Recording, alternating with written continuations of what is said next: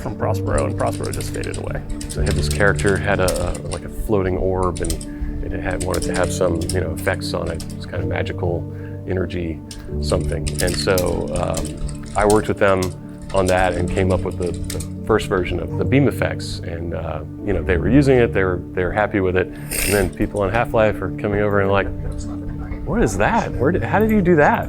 So very quickly that got into Half-Life. The disaster sequence has kind of beam effects all over it, and we ended up using it for the Vortigons. Like, there are a bunch of things that we were doing that we thought would help us tackle the problem of what video games were. And what video games were a rapidly changing field where, at the time, 90% of video games failed to turn a profit. And a few percentage of them were very, very profitable, right? So it was a field that really valued talent. Like I said, Gabe and I brought some people, and then from there on out we had to hire people. And Romero said to go hire level designers. So we found some people who had industry experience. Worked on Rise of the Triad first as a pixel artist, and then went with Duke Nukem, and then everything just went nuts. But I was sitting in my office one day, and my phone rang, just out of the blue, and I picked it up, and it's this recruiter. Eventually, he hooked me up with Gabe, and they flew me up here. It was a big surprise. But then we started looking, the nice thing that we had is we had a whole bunch of people in the world who had been working on mods, and so we could start looking at those folks. And that's where we hired a lot of our designers. Steve and Guthrie, Steve Bond, John Guthrie were my favorite hires by far. Other than Doug, Gabe sent them an email and they're like, who is this scammer? Never heard of these guys. Just kids, like barely 20, I swear. And they show up and they're just the most creative, brilliant. Clever. Oh, fucking clever. Steve had the magic ability to make stuff fun. The fact that those guys have been hired to go work on some game for some company, I think that was the start for a lot of people that something cool was going to happen, because those guys were already doing stuff that was cool. And then Mark showed up, and Mark actually knows how stories work, beginning, middle, end, and all this stuff, and he had all sorts of great ideas, and he also would just bring good ideas out of everybody else as well. Like, the person who wrote more code on Half-Life was a chemistry major who decided to be an IP lawyer in Atlanta, right? And he ended up writing more code than anybody else. The creature designer for most of the AI for the creatures in the game was a manager at a Waffle House. It's not like there are a bunch of people that you can say, oh, this person has a PhD in video game design. It was that combination of both finding those people when it wasn't necessarily easy to find them at that stage in the video game industry, and then also convincing them that it was a better place to work than anybody else.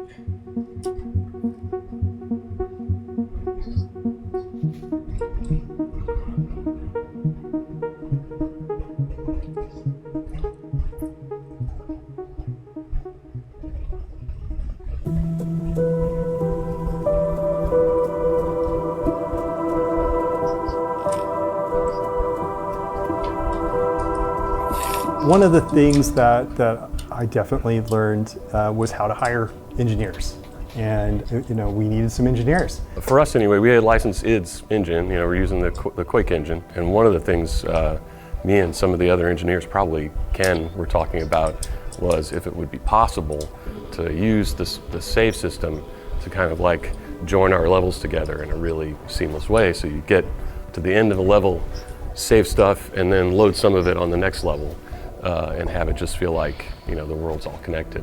And so we had, like, every once in a while a hallway or the train would get to a point and you would have a little stop for the level to transition. And so he wrote that code leveraged on top of just the save load code to do the transitions. And I think in Half-Life 1 we got most of the transitions were a second or two. I remember when we went from 8-bit to 16-bit, like, hey, we don't have to have all our textures fit in a certain, 256 colors. That was a huge liberation. The two tech investments we made for Half-Life was to get to 16-bit color and skeletal animation for all the monsters. But at the time, it was completely revolutionary. Your Quake characters were, it's like a text file of vertex positions over time. I wanted so much more animation, and I wanted the animators to have the freedom to put in 100, 200, 500 frame of animation, if not more. And then you can do all sorts of other things because you have a skeleton, so it's like, oh, I can hook on a gun to a character. I can start to make changes of characters and replay the same animation or reuse most of the same model, so we can swap out heads, we can swap out this, we can swap out whatever. Like all the technology that went into the game to make it as fun as it is not available one generation before. So licensing the Quake engine, which was very mature and had level designers who'd grown up just goofing around with it. I wasn't heavily into scripting since back into Doom. Like my old Doom levels have a lot of weird, odd events in them. I think I asked Ken, is it possible that I could, have access to the character's animation, like a trigger? Like what I mentioned, I could make the guys go into an animation, I could make them run, and then I would configure everything. It was all hack. This is total hacky stuff. And that is mostly what I built, was like things like characters reacting and jumping out are made to look like, or I'd use a push brush to throw a head crab out to make it look like it launched at something. Or if a loud sound happened, they would respond, would cower. Gabe's dictate was, as you walked forward, something needs to happen like every 3 to 5 seconds. The player stands still, the Didn't have to be much. universe can be quiet. But if they move forward, if they're active, the universe needs to play back something, needs to do something, even if it is Yeah. a scripted sequence Or even a just little an interesting sign or a sound or some vignette or something. So I came up with this interaction method where you could do little AIs where the characters would talk and interact with you a little bit. And then we wanted to do spectacle. And that was scripted sequences where you could tell a character, you need to run here and then jump into this animation, and then have a bunch of you all synchronize your animation because it's somebody flying through the air, they're smashing something, or they're doing something like that. Yeah, and then test it and figure out like, oh, this is real easy to break. That was the roughest thing about scripted sequences, where you'd have like a head crab jumping on a scientist or something, and it's like, yeah, it works totally fine 90% of the time, but some people just sprint right at the scientist, and sometimes we have to put them behind glass. And sometimes getting the level designers making the player want to do the thing that gives them the most fun is a very subtle art. The tentacle sequence is probably the one I remember the most. You're playing it, right? That was the first time I think they melded together. Because you had your trigger so closely, and we wanted it to be triggered. So by the time you start to see it, you see the scientist flying through the air and hitting the wall. Then you could look in and you could see the scientist being carried away. The tentacle itself is separate; it's on its own, and you bring the two together, mesh them together, and boom. It felt so seamless though, and that for me is like moments like that, and that might have been the first one, is when you start to see the scripted events and play start to blend a little bit more than just ambience. For God's sake, open the silo door! They're coming for us! It's our only way out! Oh my God, we're doomed! I remember Brett in particular had done some of the lab scenes where scientists would walk from one area to another and just look at a monitor. And it gave them a little bit of life. A ton of the work that went into that area was because we knew it was going to be the beginning of the game, and we really needed to make it a vibrant and interesting, fun place to be and explore. So originally they were designed to sort of be behind glass. They were just designed to be spectacle. yeah, a little vignette. And then all of the level designers like, no, I'm gonna put that right in front of you. And I'm like, oh God, how am I supposed to make this work? It's not supposed to do it. Get away from there, Freeman. I'm expecting an important message. The run speed for the player was so insane. Yeah. It was like, what, 25 miles an hour or something? It was sprinting, You could get so far, so fast. And so you'd either have to make the scripted sequence like so quick that you could barely see what's happening. Most people weren't looking in the right place anyway, so you'd have to like get their attention with like a particle or a sound or lighting or something, and then you wanted them to see what was happening. But when we play tested, and if like a scientist was like being pulled into a vent or something, like people wouldn't just stop and like, oh, sometimes they would be like, oh wow, look at that. They just run straight ahead and just start shooting. It's hard when you think back to it to recognize that those kind of interactive moments were so new. Like people just hadn't seen them. It was worth it because no other games were doing that. No other games had that interactivity. No other games had that spectacle playing out in front of you. And it just added that whole feel of Half-Life. Gabe had started to develop this theory around interactivity, and the environment needed to let you do what you wanted and then react to it. So if you did something, if you shot your gun, there needed to be a bullet hole in the wall.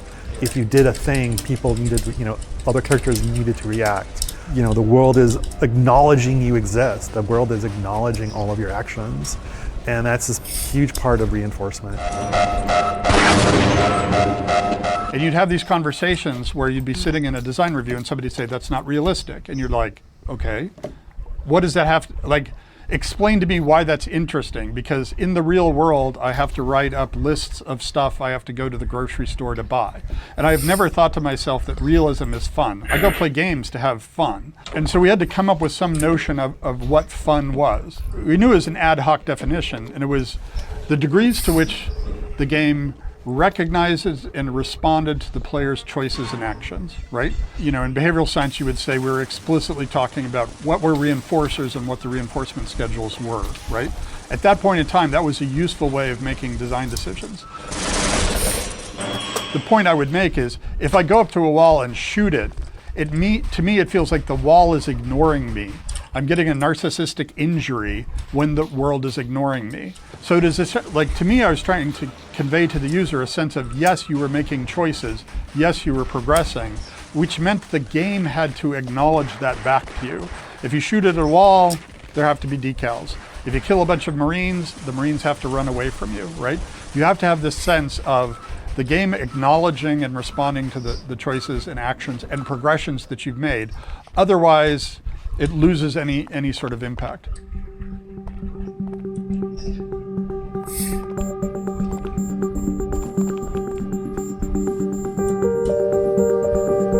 Ted and we were on the same page in terms of what the game should look like, which would be just sort of alien in a very naturalistic kind of way.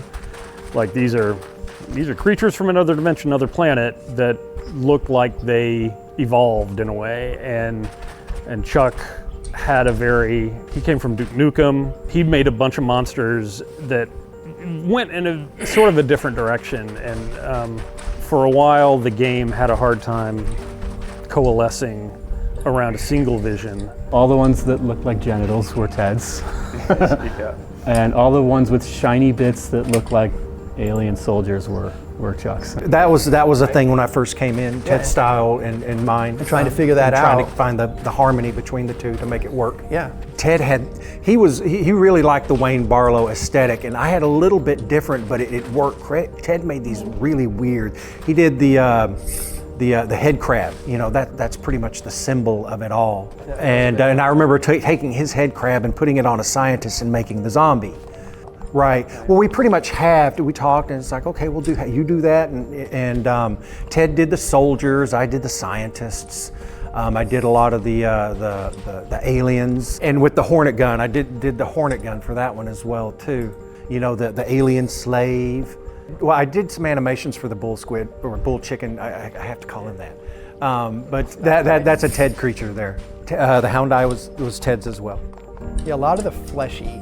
If it's got a lot of flesh on it, maybe too much. Yeah, that's a Tedism. You can always tell Ted's designs because they're much more aquarium than aquarium and/or unspeakables.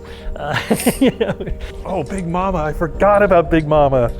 Oh It's God! it's a testicle, right? It's like so disturbed. I concepted a guy in sort of a NASA spacesuit, a scientist guy. He was actually modeled after a couple of programmers I know.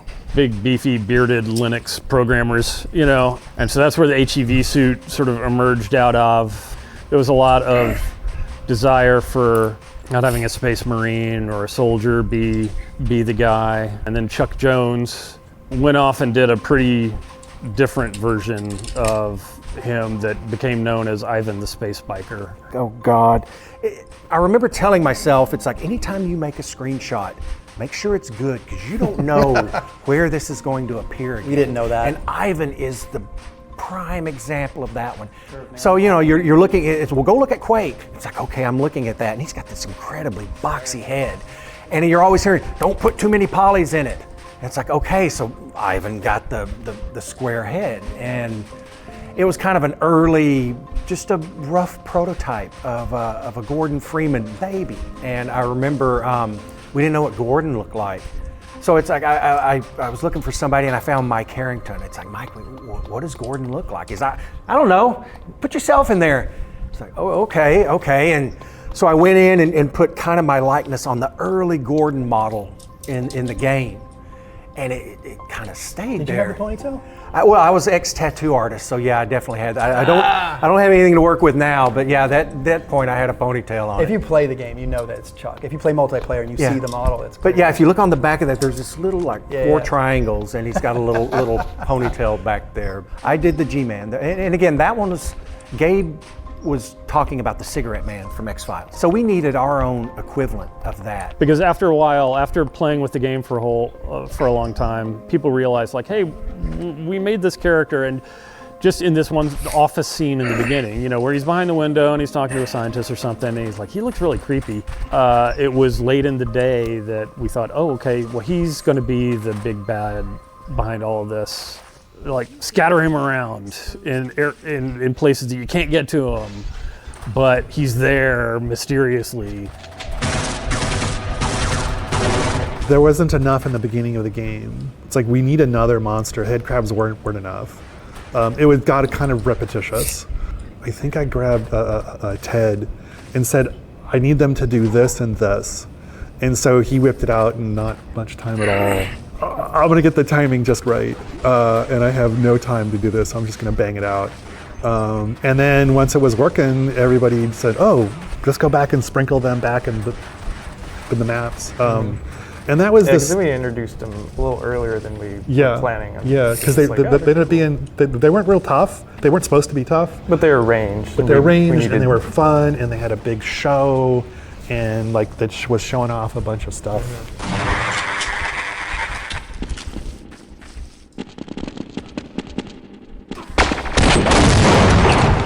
I remember the assassin came in pretty late. That was it. It was like, okay, I have a week and a half. It was already done, it was already all modeled, already all animated, and the requirement was it couldn't have any new animations and any new anything. So had to come up, I grabbed a bunch of Steve Bond's AI and banged that thing out. I built a level super crude, but it had all the right spacing and all the right heights and all the right, geometry. Again, it's just a presentation where this creature gets to shine, this enemy gets to shine, and is your entire focus for that scene. And it's kind of a memorable experience because it just takes place in a different fashion than other encounters, and you get knocked out, and there's all kinds of the lights go out, and you get dragged through a corridor and things. So again, it's something you remember in the game. And if they find the body? What body?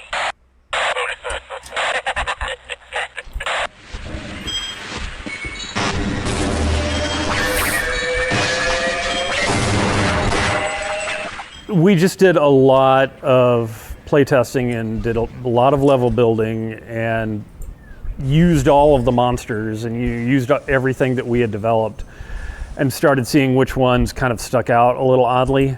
Like we had the hound eyes that Ted had concepted and Kelly had done great sounds for them. And so they seemed like a very oddly plausible sort of alien creature.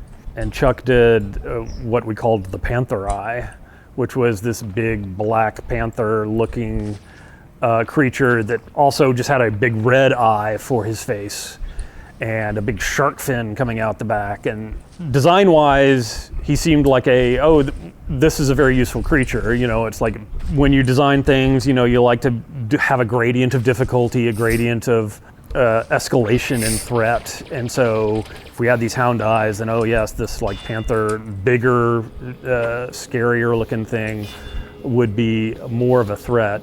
It was in the game for a long time, and then sort of just worked its way out because folks couldn't find a way to incorporate a creature like that into the environment and make it seem reasonable. The Stuka Bat was, it was something that I did.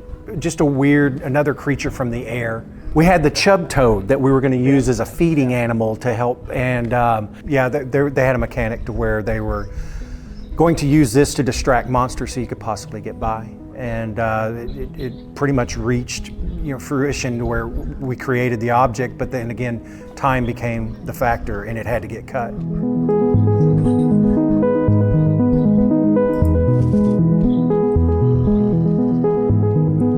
I grew up just outside DC, and so there's all these like big, really banal office buildings, and that's kind of the direction I went. So it started becoming a facility. And so I started making these kind of linoleum tiles and the drop ceiling, the concrete block wall, the black and white tile floor. She was like the texture artist for for most of the game. It's just an overwhelming amount of work. Originally, I was hand painting all of the textures, and you can really see a shift in some of them where they go from hand painted to photo reference. The photo references are much, much better. So I was all over Seattle, Harbor Island, Gasworks Park, getting rusty metal things. What can I get good pictures of that is vaguely industrial and interesting to look at? And then how can we use this? And so, you know, sides of boxcars, and I don't know how many hallways in Half-Life are, you know, the side of a train car kind of thing. The Kirkland Costco, a lot of time in the Kirkland Costco, getting just packages of, I don't know why I needed snacks or something.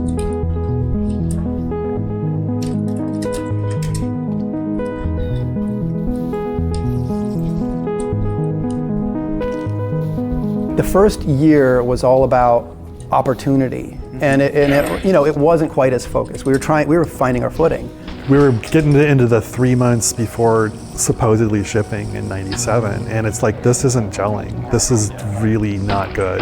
This is like, you know, quick knockoff, cash grab, stupid, and let's not do that. There was a lot of disconnect between what all of the different groups were doing, what engineering was doing and what level design was doing and what animation was doing.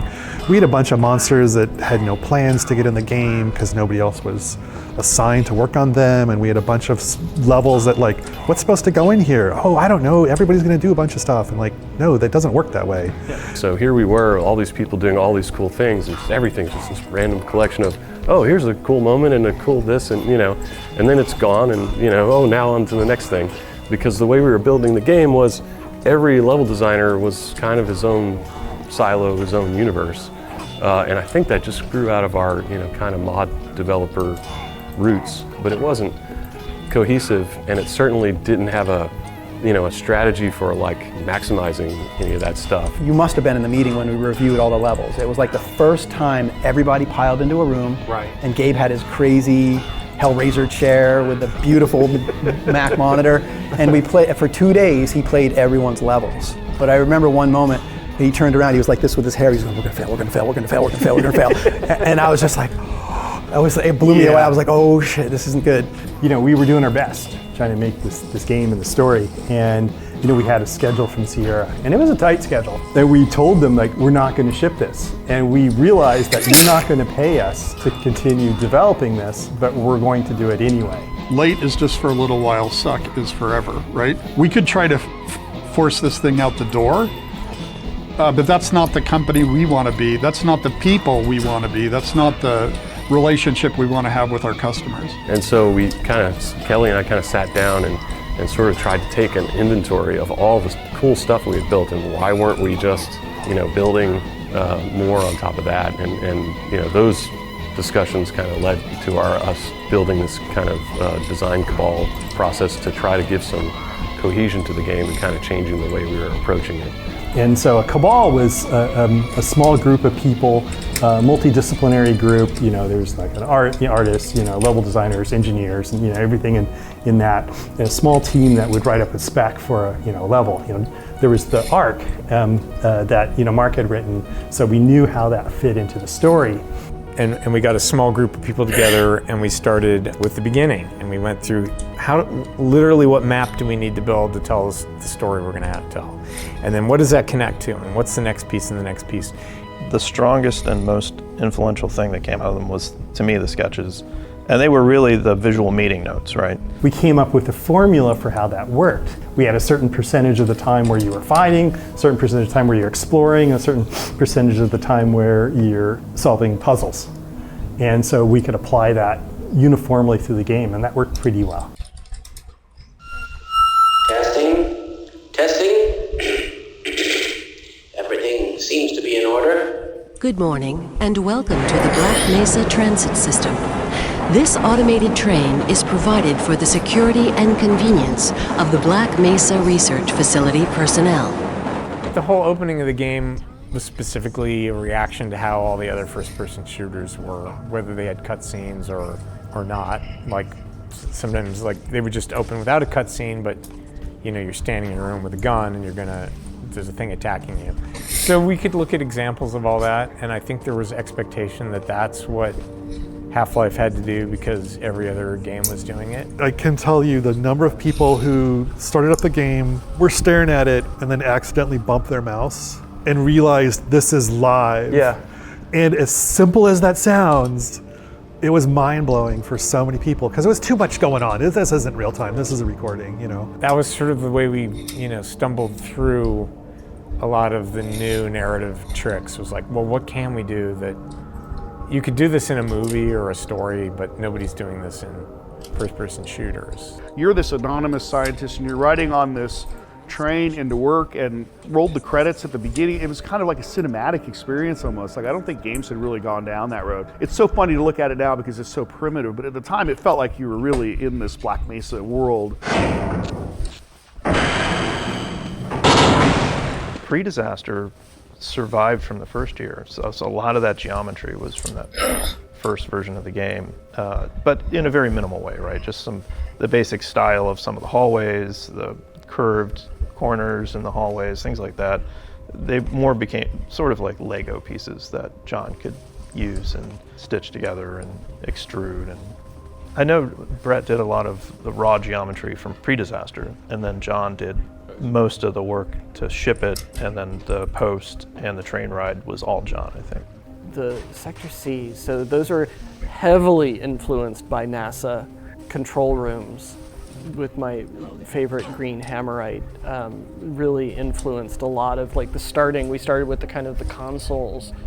I'm trying to remember, and then there was just lots of hallways and people were getting lost, and I did the color stripes to help people follow them places. One of the things that was actually super exciting was how quotidian a lot of it really was. You know, the lunchroom with the microwave, you press the button and it would go splat. My God, what are you doing? Yeah, all this work so you can start a microwave and blow up some soup, which was a reference to real life, because that happened regularly. Like, we regularly accidentally blew up. It was Laidlaw mostly, wasn't it? There were a few people who were just, challenged with kitchen appliances, and at one point we had a company fire. we had a lot of things going on in that kitchen. All of that stuff had a real kind of eloquence that in the late 90s, in a world where everything was so over the top, but we still got to go on flights of fancy.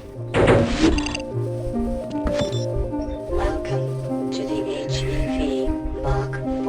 I think like a super pivotal moment for me was when we came in this one morning and we saw the test chamber sequence that Kelly and John Guthrie and Wedge was in that office, and Dario Driller, they were all in this corner dark office where so much cool stuff happened.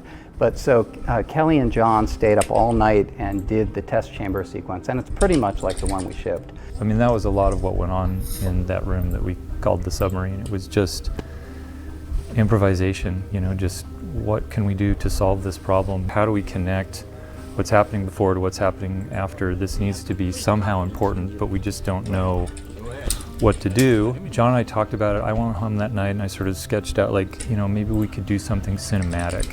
We'll take the camera away, we'll turn the lights off, we'll do sounds, we'll just throw everything we can at it. We built that basically that day. It was just a sort of a one day throw it together. That's how fast we were moving. They had audio, right? We had yeah, it's like the heartbeat and the breathing, all that stuff was in there. And I played through it, and it was like, damn, I have not seen this in any medium, in anything before. Experienced something like this, where this immersive experience of this actually happening like this. And at that point, it's like, okay, I see what it is we're doing. And it's this kind of immersive, unbroken experience that happens to you, the player. And then that was this key principle about how, you know, we never take you out of that role. Personally, the difference between before the disaster sequence and after the disaster sequence, I felt we really had, I had an understanding that this product was going to be special, or it was going to be possible, it's going to be tied together. Whereas before that, there was a lot of really good stuff and a lot of little things all disconnected. But you guys managed to tie two very different parts of the game together really well, and I thought, okay, now I feel like we're on a track for finishing this product. To me, it shifted my brain to have a lot of confidence that this product's coming together rather than just generating a lot of content that exists independently of other content. One of the ways we were funding our development was we sold a preview copy of Half-Life to a video card company, I forget which one. And so they had in their contract that we had to deliver it to them by a certain date. And we got like the first 3 levels done for them. It was really a good milestone for us, just, you know, from working as a company, because hey, there was a deliverable. We got it done. And, you know, we shipped it off to them. And then I swear the next day it leaked. And I was just livid at first, which was stupid. But I was just like, I can't believe you guys let this get out. Like, you know, this wasn't us, you know. And then it turned into something amazing where people started playing it. And it was all over, and we started, you know, seeing it, you know, online, what people were thinking about it. And I forget which magazine who said, usually we don't review, you know, beta software, but they reviewed it and said, this is awesome. And that gave us a tremendous amount of confidence. You know, it was an outside validation of what we were trying to do, you know, that it was the right thing.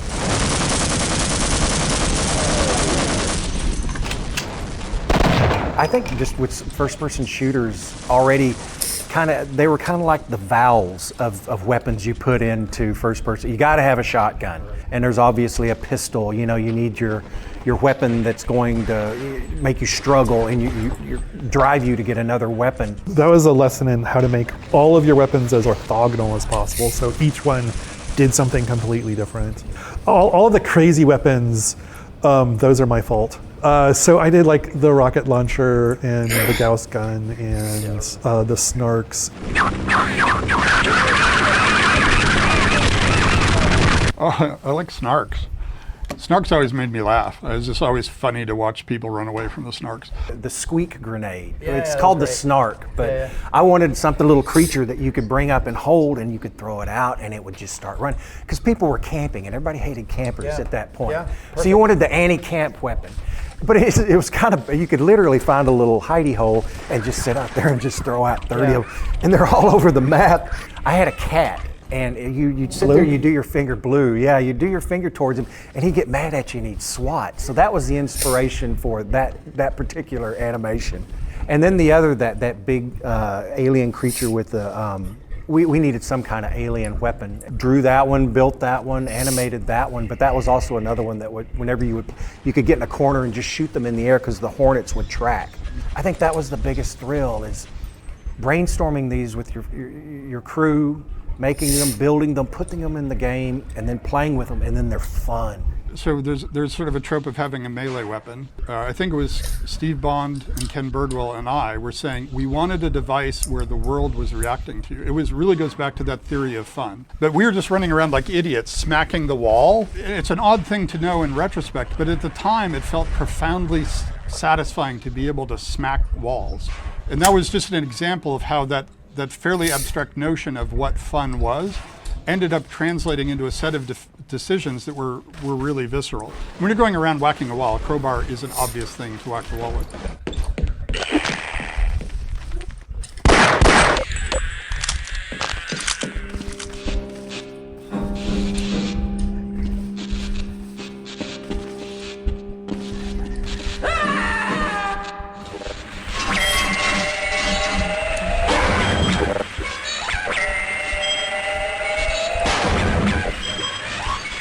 if the sound could let you know what's going to happen, that's really makes it powerful. So we're always on the lookout for that in level design, in monster design, communicating, because the AI is often hidden from the player. So we use the sound to broadcast the internal state of the AI.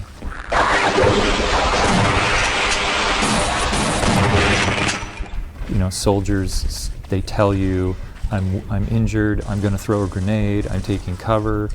You know, they are broadcasting as constantly as they can what's about to happen. So it was really important to try to keep those states distinct so that as you play the game, you're actually, whether you're aware of it or not, you're starting to be able to tell what's about to happen. We knew he was a musician too, so he could do sounds, but you know, he also decided he was going to write the sound engine. And then he wrote the soundtrack. And he'd never written a soundtrack before, and he wrote the whole, you know, soundtrack for the game, and it won an award, and it was crazy. There just weren't that many of us.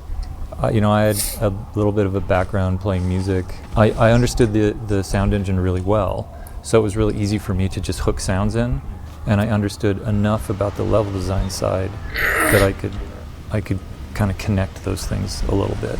The sounds could come from anywhere. And then I just heavily modified them. Usually those are animal sounds, reversing, changing the pitch, chopping them up and rearranging them. Head crabs were rats. The little squeaky, yeah, that's a rat slowed way, way down and then reversed. Yeah, the DSP stuff was another cool thing that Kelly built. When you got an event, it sounded like you were an event, and that wasn't really happening, I guess, at least in Quake and other games I was playing back then.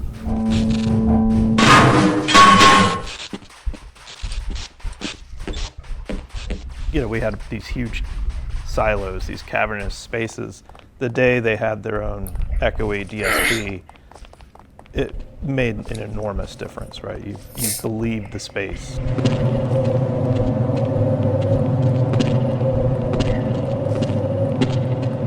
Kelly tells me, oh God, Chuck Jones asked him if the characters could speak and have their mouths move. And Kelly said, you know, that's super easy. You know, I can just look at the audio and see if they're talking and do that. But like getting their mouth to move is stupid, he says to me. And I look, Chuck Jones told me the same thing. I told him making the mouths move was super trivially easy, but knowing when they're talking and knowing how to follow the envelope of the speech would be impossible. And Kelly and I just both looked at each other and like, oh. And so I went back to my office and he went back to his office. And I think within an hour, the characters were talking and their mouths were moving. And it was only because we sat there at lunch bitching about an animator who was 100% right. Why are you leaving me here? Scientist conversations, Kelly and I made that. When they're next to each other, one scientist will occasionally play a question and the other one will give him an answer. And it's not a script, you know, it might not always make sense. I am rather looking forward to this analysis, aren't you?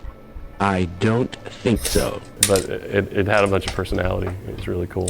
And I worked on getting those guys to look at you and turn their heads. When we first added the ability for scientists to respond to the player and other things in the environment, I would call them response rules. The first time that went in, they came flying down the elevator, and one of them looks at you and goes, "Oh, hello, Gordon." And then they explode into a pile of jibs at the bottom. Hello, the automatic diagnostic and announcement system welcomes you to the Black Mesa Research Facility. Remember, have a secure game.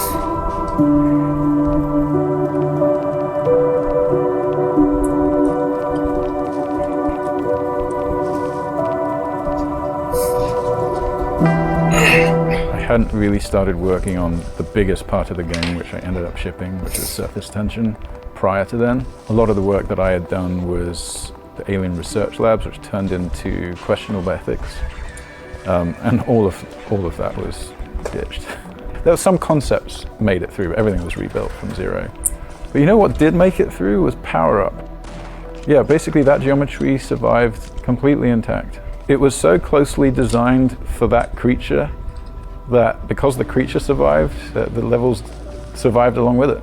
Yeah, there's this sort of central circular thing where you have to rotate the train, and you have to kill the Gargantua first because he was always defending the way out. And then you have to go to another area which looks very much like it was designed for Quake, because pretty much it was. There was a flooded pump room, and you have to drain the generator, and then you can switch the power on, and then you can take the train out. Yeah, I remember him being totally central to this whole thing. And then, well, how do we block the player? Which is, I mean, that's pretty much like design point number one for all level design. Okay, well, how do we prevent the player from just walking straight out through the exit? And you design backwards from there.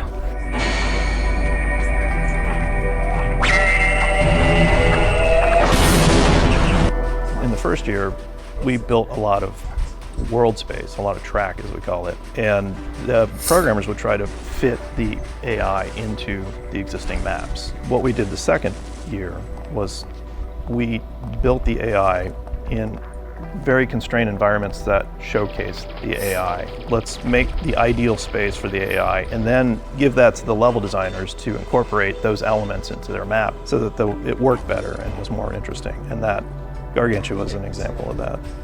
And the grunts especially. Yeah, we had the AI that Steve had been working on, and he had designed all these interesting encounters with them just in his test map, and so he had them up high and down low, and so basically we just sort of re-leveraged that and say, okay, let's start with the player comes in low, and there's a Marine on the same level, and then the next one they're up high, and then they come running down, because it was really neat to see them retreat. They'd try to run back up the stairs and try to flank you from another side.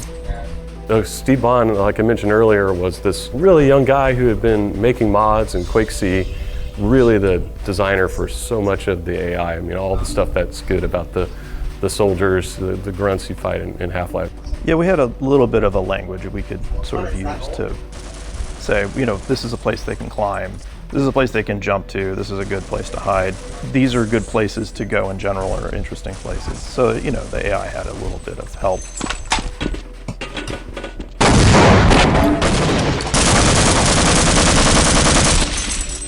We were trying to build something that utilized, the train technology that Jay was working on.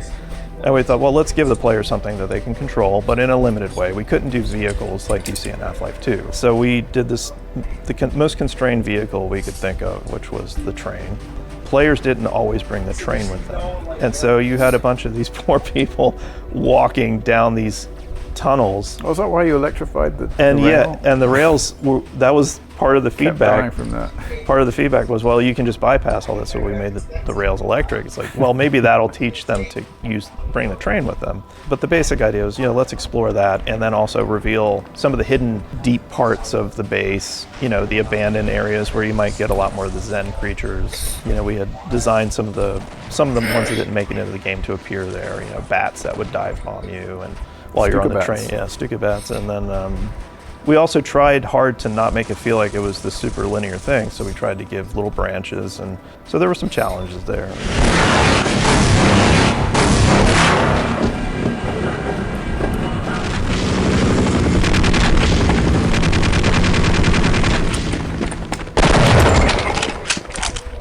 Well, there's a really good sketch that Kelly Bailey made, which basically charted surface tension, and it was pretty extensive. Like, it went through the cliffside, and it went through areas where tanks were, and like a lot of soldier holdouts. Yeah, it even went through the desert with the cactuses and the helicopters, and then across a dam. It was pretty extensive. Yeah, when I saw that sketch, I was so motivated to just start building all of that stuff. So I ran ahead with a lot of level design and a lot of geometry, and it seems like a lot of it stuck in some way or another, which is really amazing. I did the dam, which was funny. I just did that in a day. Right. Like, it was like about 4 or 5 hours. I did a Hoover Dam thing because I like the Hoover Dam. I saw a concept of the cliffside. I think Harry Teasley built that render of the skybox. Yes. And I just thought, holy crap, this is perfect for Vertigo. Like, whatever we do here, we have to play on Vertigo and like narrow little edges and places you would like to normally dodge a grenade, but you can't.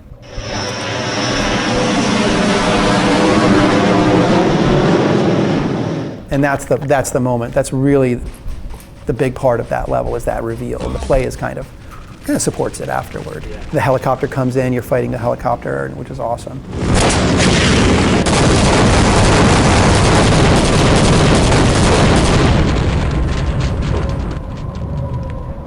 first of all, I had a bunch of textures, and then every time I made new ones, whoever was working on the new levels would be like, "Oh, fresh textures! I'm going to use those."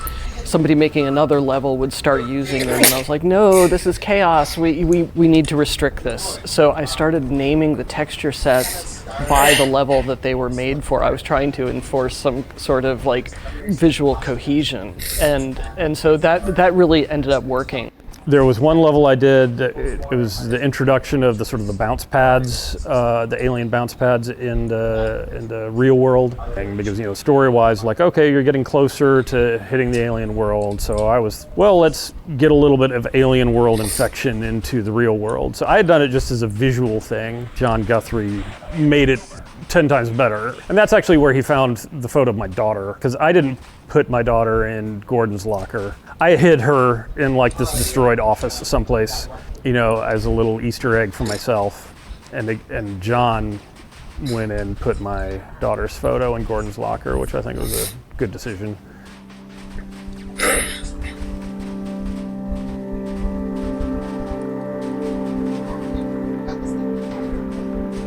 I still get questions about stuff that I spent 5 minutes on 25 years ago from people who've now thought about this for 25 years, and they're thinking that there's 25 years worth of development went into this. And like, on some level, when you start talking about lore, I'm like, well, there's Black Mesa. That was just a matter, we needed a name for something that was evocative. In that entrance, when you get off the train and there's that lobby where there's a big map on it, and when we were making that map, that was fairly early on, I put a dot in New Mexico. And then that turned into, I think Mark saw that and he was like, oh, where is that? This is where we are. And then he named it Black Mesa. That is a favorite thing of mine, actually. If you come up with a name for something and it evokes something, then you don't have to write the whole story. It's because it's a conspiracy plot. Everybody knows more about it than you do, so you don't have to answer those questions. You just keep raising questions and make the mystery kind of thing. Like dialogue came in later. Also, a lot of the scripted sequences came in later, and those helped to kind of sharpen the storytelling aspect of it, because, setting expectations to get up to the surface and then like, oh no, they're not here to help us. The whole thing about diegetic writing, right? Like keeping the exposition in the game instead of outside the game. I give a lot of credit to Mark. After playtests, we'd realized that maybe you need more of a dialogue cue about something. That's when we started to do like scientists who were literally pop up in a corner and go that way. There's a few of those that we stuck in right at the end when we'd like, well, we get one more session with Hal. He can say, go down here, go around that corner. Well, so much for the government. Their idea of containment is to kill everyone associated with the project. Judging from your hazard suit, I'd say you were part of what went wrong. I knew Hal from San Francisco as an artist, cartoonist. He was also an animator and an actor in some science fiction movies. So when we got down to the wire, we did a bunch of voice casting and nothing was right. And I just kept thinking of Hal. And I finally just called him and said, Hal, I want you to at least talk to people here so they can hear your voice. And I got him on a speakerphone, and I had a bunch of people gathered in my office. And I'm like, okay, Hal, everybody's here. And he's like, well, what would you like me to say? And everybody was like, this is him. This is the guy. Why do we all have to wear these ridiculous ties? Another interesting voice thing was the G-Man. So we liked Mike Shapiro's work. So we knew we wanted to use him, but we brought him in to do Barney and also the G-Man. So we did a take on all the G-Man lines with kind of a straight voice, and it was thinking that, okay, we have something safe, but we're not super excited about it, and give us something else. And he does this crazy lizard voice. The border world, then, is in our control for the time being, thanks to you. Quite a nasty piece of work you managed over there. I am impressed. And we took it back, and everybody just loved the crazy lizard voice, and so that's how it worked out. Did you do the Nihilanth? I did. Ladies and gentlemen, the Nihilanth. Just imagine his head floating in space as a baby.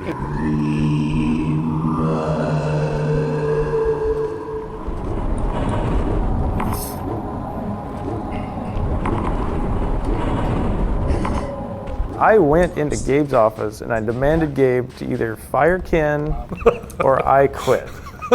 And Gabe just laughed at me. Correct response from Gabe. Yeah, I was like, oh. Until Bill got there, I was the oldest guy there. It was hard because, you know, I had to go home in the evenings, whereas the young guys who just moved out from Florida or wherever, they did not have to go home in the evenings. I'd go home, see my kids when they were in bed. I would come back down the hill to Valve. Nobody else I worked with had to get up to get their kids off to school in the morning, but I did. You're wired to just take full advantage of the situation. You put everything into it. So when we say we worked 18-hour days, that's no exaggeration. Yeah.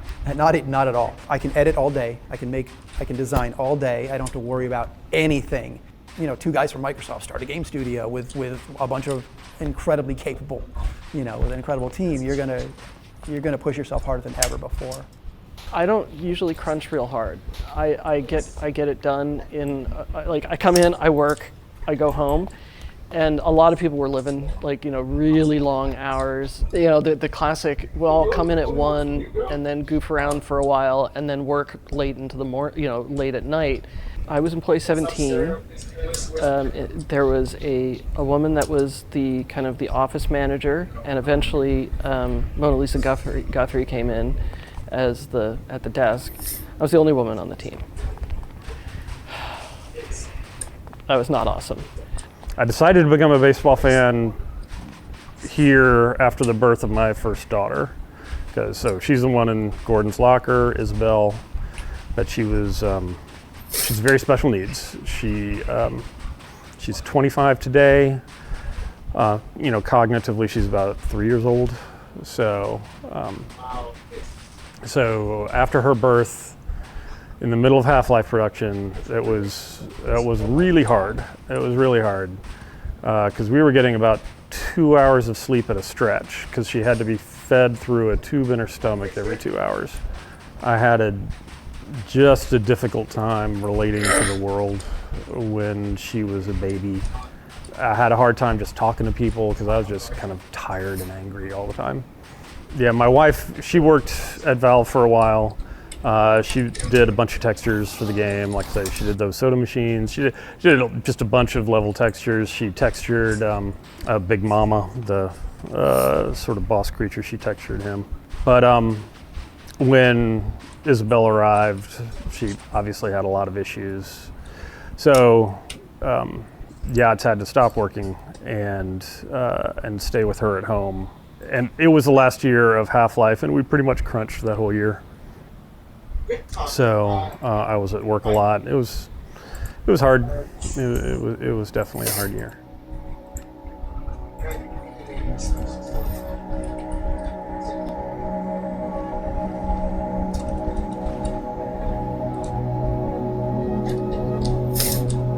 Games have often had this thing where they're just a little too attached to Star Wars, Blade Runner, Aliens. So it wasn't that hard to try to get people to go, let's think of something really alien. Like what Zen was initially was you're going to go inside a huge alien organism and kill it or figure out how to turn it on or off or something like that. I didn't know we couldn't actually do that or what was involved. What does it mean to have alien architecture or a planet that's biologically defining the structures in it, as opposed to what the tools we're good at, which is making rectangles? And then slowly it scaled back till it was more and more corridors, and that everybody was really good at. People were finishing up stuff and I was still working on Zen because it was like it went through a lot of iteration, or at least we're trying to figure out what it was. Different people were taking swings at it, either in static concepts. Under a bit of a timeline crunch for it as well? Yeah, it was the end of the game. Yeah. I wanted to cut stuff out and they're like, no, leave it in. I'm like, yeah, but I don't have any support for this. Right. And then after a lot of it was built, is like, oh yeah, we're gonna change the gravity and give you a jump pack. That came later. And I was like, ah. There's a lot of stuff, especially in Zen, where you're getting close to a first draft of some things, right? Because we just didn't have time, and we got to the end of the game, and so we considered not going to Zen, but the art concepts people did were so cool. For the Zen textures, I was deeply inspired by electron microscope imagery, and we had so much of that regular structural texture material that I wanted to do something more organic. Insects as well. I think there's a lot of textures that were based on beetles. That was really fun. and incredibly challenging levels to make because that editor was not friendly for organic shapes. I built the little behaviors for the tree that hits you if you get too close, and the light stalk that kind of hides. But Ken did a bunch of AIs there. The stalk that kind of hides, the tree that hits you if you get too close, and the light stalk that kind of hides. But Ken did a bunch of AIs there. The floating controller guys. And the flying guys were great, but you had to set up air nodes for them to travel properly. I prototyped a lot, and some of those prototypes were used in the final battle, I believe, and also for the Gonard, which I think Randy did. We, at some point, have to stop polishing. At some point, we have to, like, it is what it is. And if the player hasn't had fun up until that point, well, then we failed. They're not going to get to that point, so who cares? It just has to finish, and it did. Yeah, and there's always Half-Life 2 to win them back. I love that sensation of being alone in an alien dimension, but the experience that people really liked in the game was scientists pop up and Barney pops up and you have companions and you have this feeling of companionship around you with all the other stuff that's going on. So a lot of people missed that, which I understood, and I think if we'd had thought about the ending from the beginning, we would have figured out some ways to do that a little more.